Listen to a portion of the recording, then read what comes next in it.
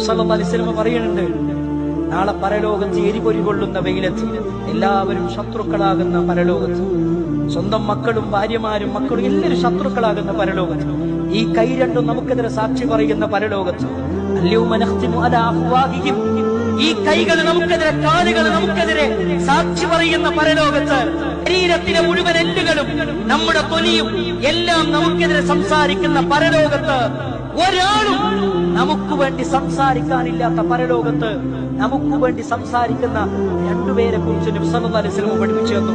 അതിലൊന്ന് അൽ ഖുർആൻ, ഇഖ്റഉ അൽ ഖുർആൻ, നിങ്ങൾ ഖുർആനിനെ പാരായണം ചെയ്യണം.